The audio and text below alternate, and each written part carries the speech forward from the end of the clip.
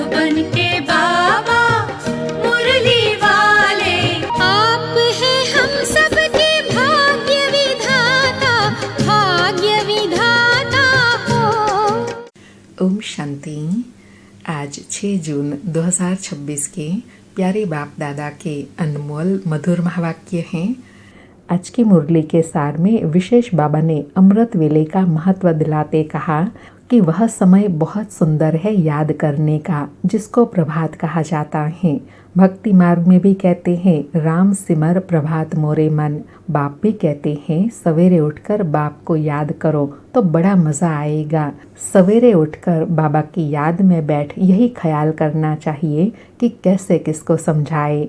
अमृत वेले का वायुमंडल बहुत शुद्ध रहता है। बाबा कहे यूं तो दिन में भी याद कर सकते हैं, धंधे में भल रहो, बुद्धि का योग एक बाबा के साथ हो। बाबा कहे जैसे देखो जिस देवता का पुजारी जो होगा वह दिन में उनको याद करता रहता है, ऐसे बाबा कहे तुमको भी एकांत में भी याद में बैठना है और चलते फिरते भी याद में रहने का अभ्यास करना है। और एग्जाम्पल देते कहा कि ब्रह्मा बाबा अपना अनुभव सुनाते हैं, कैसे बाबा से बात करता हूँ, बाबा कैसा वंडरफुल यह ड्रामा है, आप कैसे आकर हमें पतित से पावन बनाते हैं, सारी दुनिया को कैसे पलटाते हैं, बाबा वंडर लगता है।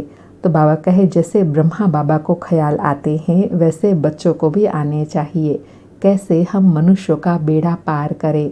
और साथ में अटेंशन दिलाते कहा कि अमृत वेले ही बाप को याद करना अच्छा है। उस समय माया के तूफान नहीं आएंगे। रात को 12 बजे तक तपस्या करने का कोई फायदा नहीं है, 1 बजे तक छोड़ देना चाहिए।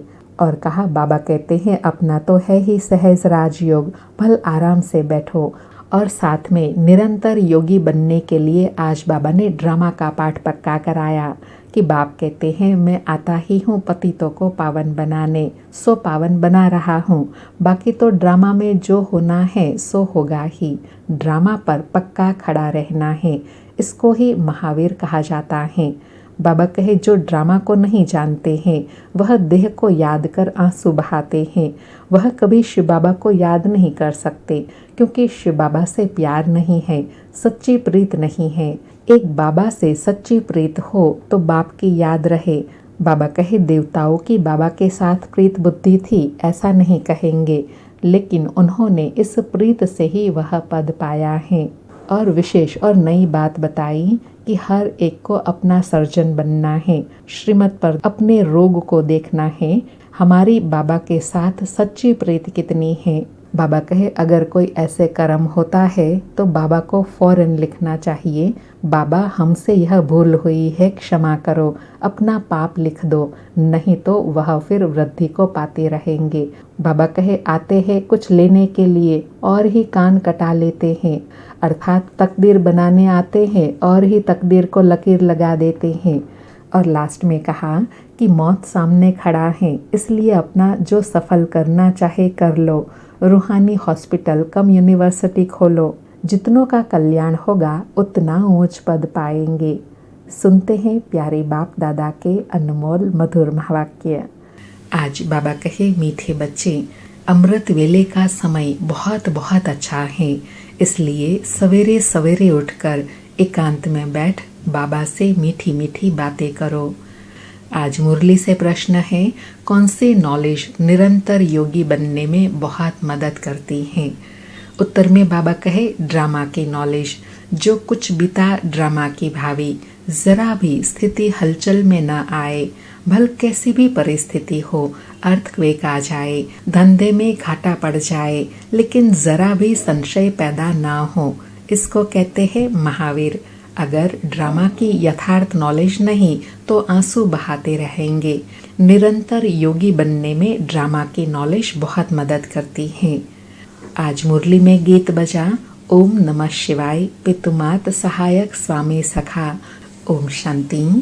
बच्चे अब अच्छी रीति समझते हैं पतित दुनिया का अब अंत हो रहा है, पावन दुनिया की आदि हो रही है, यह सिर्फ तुम बच्चे ही जानते हो और बच्चों को ही यह डायरेक्शन व श्रीमत मिलती है। बाबा स्मृति दिला रहे हैं कि डायरेक्शन व श्रीमत कौन देते हैं? ऊंच ते ऊंच भगवान। समझाते रहते हैं कि पतित से पावन बनना है।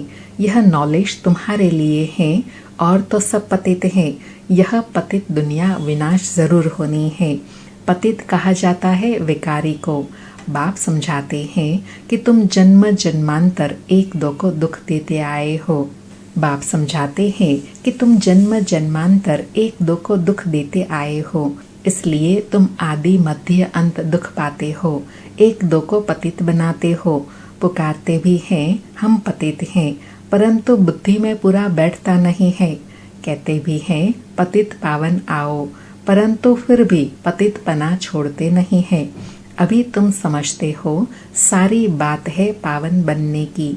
यह समझाने वाला भी तो कोई चाहिए। बाबा कहे पतित से पावन कैसे बनते हैं, यह समझाने वाला भी तो कोई चाहिए ना, रास्ता दिखाने वाला। बाबा कहे समझाने वाला है ही एक, बाकी यह जो गुरु लोग हैं ये किसी को पावन बना नहीं सकते। पावन भी सिर्फ एक जन्म के लिए नहीं, जन्म जन्मांतर के लिए बनना है। अंडरलाइन। बाबा कहे पावन भी सिर्फ थोड़े टाइम के लिए नहीं, लेकिन जन्म जन्मांतर के लिए तुमको पावन बनना है। तो ऐसे जन्म जन्मांतर के लिए पावन एक शिव बाबा ही बना सकते हैं। बाबा कहे तुम्हारे में भी जो ज्ञानवान है वो तीखे होते हैं। ड्रामा अनुसार वह नोंद है। तुम्हारे में भी महावीर पना चाहिए। वह आएगा बाप की याद में रहने से।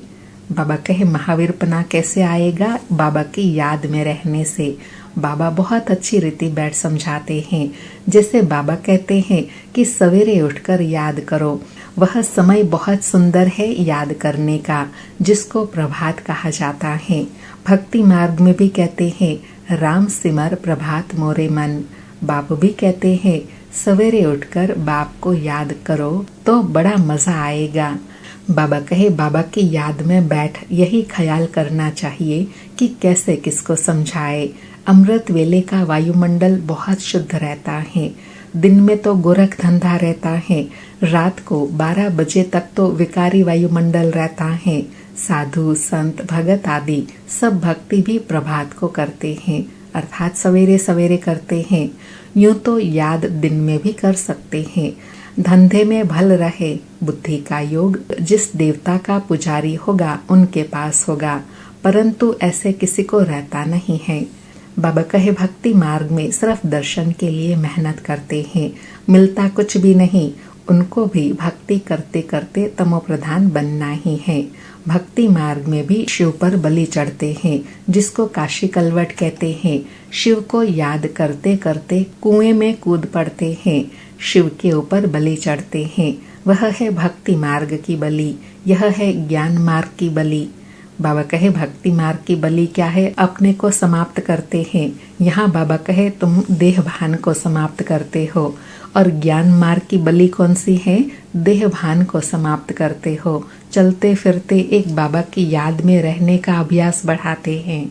बाबा कहे वह भी मुश्किल, यह भी मुश्किल। भक्ति मार्ग में इससे कुछ फायदा नहीं। यह जैसे आत्मा अपने शरीर का घात करती है, वह कोई ज्ञान नहीं है। वह भी कह देते आत्मा सो परमात्मा। आत्म अभिमानी तो एक बाप ही है जो बच्चों को समझाते हैं। क्या समझाते हैं? कि परमात्मा तो मैं एक ही हूँ। हम आत्मा सो परमात्मा कहना यह बड़े से बड़ी झूठ है, यह तो हो नहीं सकता।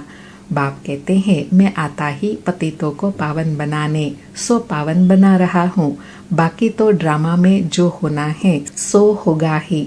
समझो अर्थक्वेक होती है, छत गिर जाती है, कहेंगे भावी कल्प पहले भी ऐसे हुआ था। इसमें जरा भी हिलने की दरकार नहीं, ड्रामा पर पक्का खड़ा रहना है। इसको ही महावीर कहा जाता है। बाबा कहे महावीर किसको कहा जाता है? जो कैसे भी जीवन में परिस्थिति आए, बातें आए, अनहोनी हो जाए, लेकिन उसमें भी अवस्था अचल अडोल बनी रहे, उसको कहेंगे महावीर। कोई भी बात में संशय न आए। बाबा कहे एक्सीडेंट आदि तो ढेर के ढेर होते रहते हैं, फिर किसकी रक्षा करते हैं क्या? यह तो ड्रामा में नोंद है। ऐसा ही ड्रामा में पार्ट है। जो ड्रामा को नहीं जानते वह देह को याद कर आंसू बहाते हैं। वह कभी शिव बाबा को याद नहीं कर सकते क्योंकि शिव बाबा से प्यार नहीं है, सच्ची प्रीत नहीं है। बाप के साथ तो पूरी प्रीत होनी चाहिए। शिव बाबा के साथ प्रीत बुद्धि तुम कल्प कल्प बनते हो। देवताओं की बाप के साथ प्रीत बुद्धि थी ऐसे नहीं कहेंगे। उन्होंने इस प्रीत से वह पद पाया है। बाबा कहे प्रीत है ऐसा नहीं कहेंगे, लेकिन प्राप्ति प्रीत से ही हुई है ऐसा कहेंगे। बाबा कहे वहाँ सतयुग में मालूम भी नहीं रहेगा, सारे कल्प में तुमको शिव बाबा का पता ही नहीं रहता जो प्रीत रख सको। अभी बाप ने अपना परिचय दिया है। बाबा कहे प्रीत भी तभी होना जब परिचय मिले, तो परिचय तो अभी मिलता है, तो यथार्थ प्रीत भी अभी रहती है। बाबा कहे अब बाप कहते हैं और संग तोड़ मुझ एक साथ जोड़ो।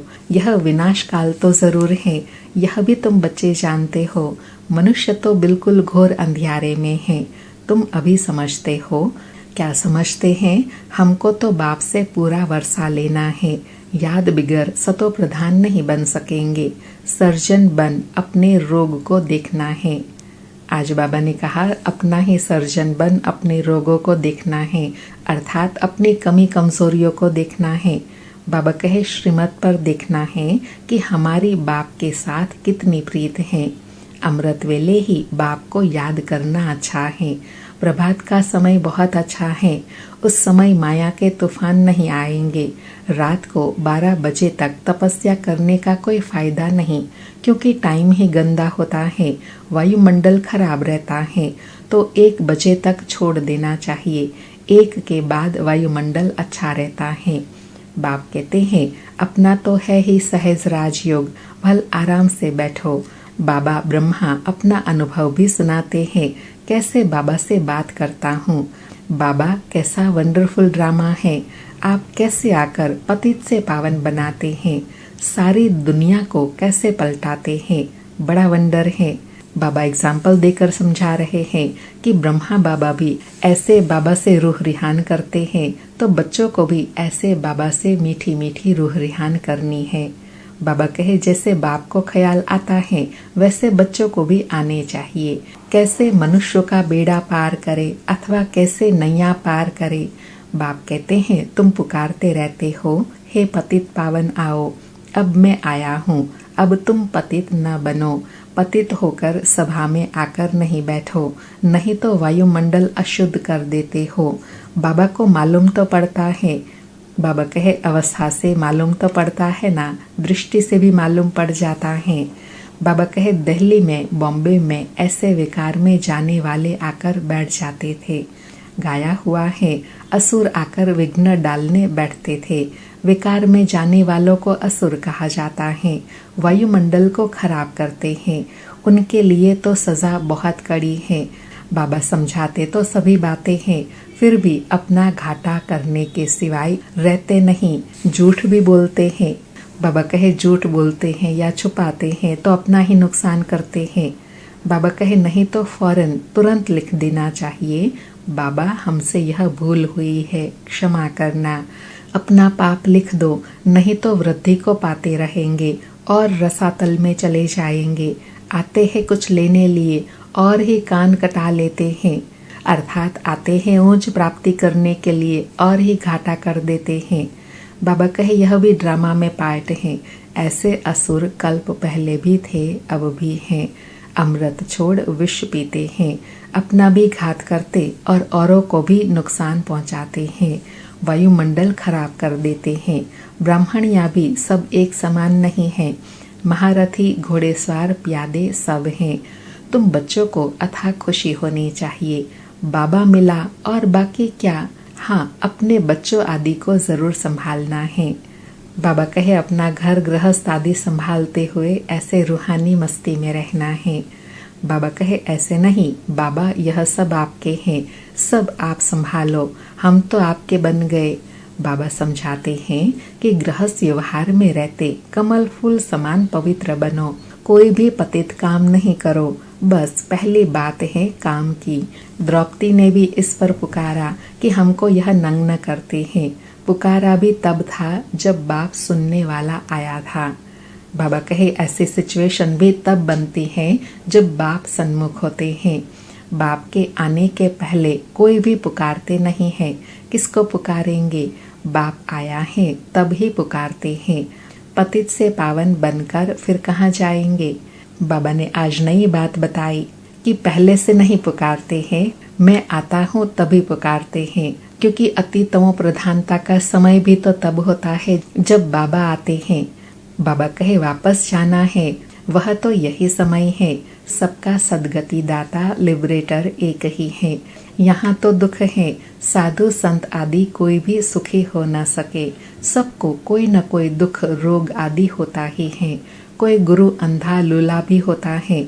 जरूर कोई ऐसा कर्म किया है तब तो अंधा लूला आदि बनते हैं। सतयुग में कोई अंधा लूला आदि थोड़े ही होगा। मनुष्य थोड़े ही समझते हैं। बाप ही आकर समझाते हैं। बाप ही ज्ञान का सागर पतित पावन है। बाकी तो सब है भक्ति।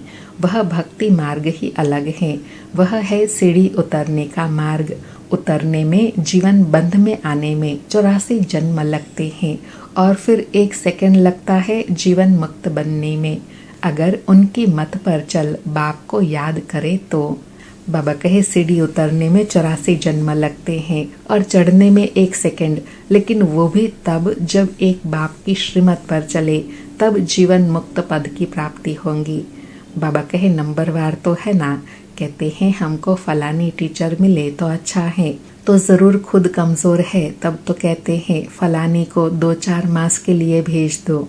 बाबा कहते हैं यह भी भूल है। तुम ब्राह्मणी को क्यों याद करते हो जबकि बाप सहज बात बताते हैं। कौन सी? सिर्फ बाप को याद करो और सुदर्शन चक्र फिराओ, औरों को भी समझाओ। बस इसमें ब्राह्मणी आकर क्या करेंगी? यह तो सेकंड की बात है। तुम धंधा धोरी आदि में भूल जाते हो, फिर भी ब्राह्मणी यही कहेंगी मन मना भव। कई बुद्धू लोग समझते नहीं हैं, सिर्फ कहते हैं ब्राह्मणी अच्छी चाहिए। ज्ञान तो तुमको मिला है ना। बाबा कहे ज्ञान तो मिला है ना, तो उस अनुसार चलते रहना है। बाप और वर्षे को याद करो, देह अभिमान को छोड़ो। यह हमारा सेंटर है, यह इनका सेंटर है। यह जिज्ञासु यहाँ क्यों जाते? यह सब देह अभिमान है। सब शिव बाबा के सेंटर हैं, हमारा थोड़े ही है।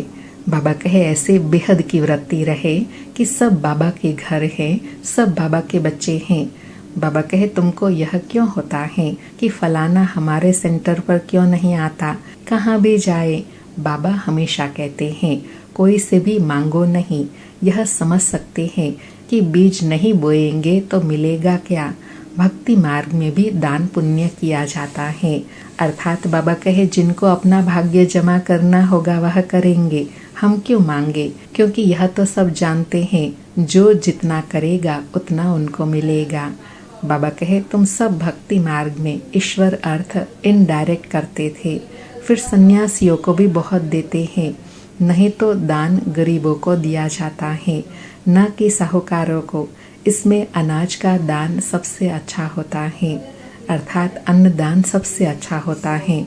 सो भी बाप समझाते हैं दान करने से दूसरे जन्म में उसका फल मिल जाता है। ईश्वर ही सबको फल देते हैं, साधु संत आदि कोई रिटर्न नहीं दे सकते। बाबा कहे रिटर्न देने वाला तो एक बाबा है ना, तो अभी तो वह डायरेक्ट आया है, तो उसका रिटर्न फिर कितना मिलेगा? इसलिए बाबा कहे समय अनुसार सफल करना है। बाबा कहे देने वाला एक ही बाप है, किसके भी थ्रू देवे। बाप समझाते हैं कि तुम ईश्वर अर्थ देते हो तो भी दूसरे जन्म में तुमको एवजा दिलाते थे।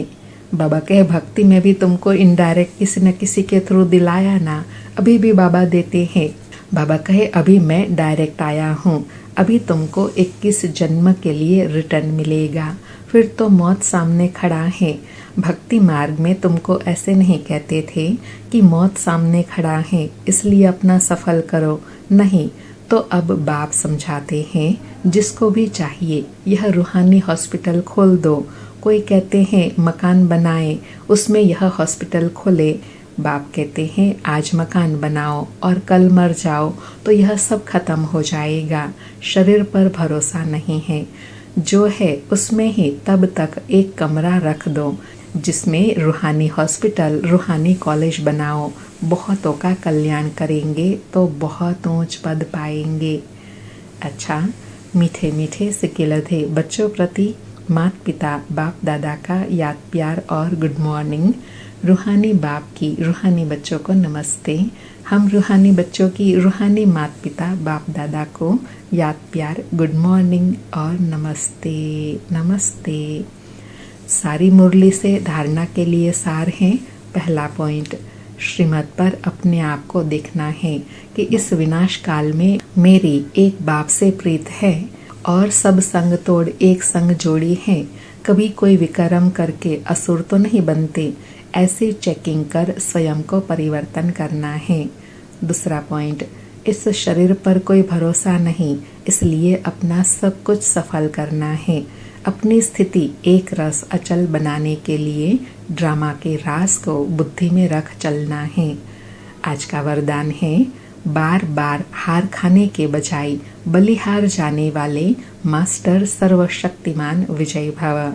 बार बार हार खाने के बजाय बलिहार जाने वाले मास्टर सर्वशक्तिमान विजय भव।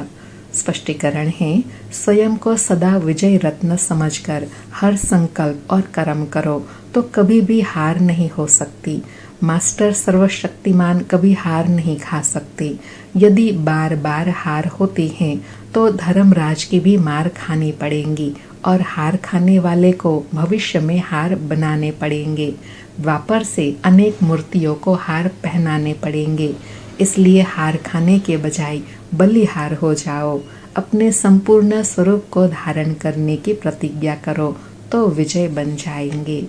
बाबा कहे, मास्टर सर्वशक्तिमान विजय बनने के लिए सदा यह स्मृति रहे कि कभी भी माया से हार नहीं खानी है।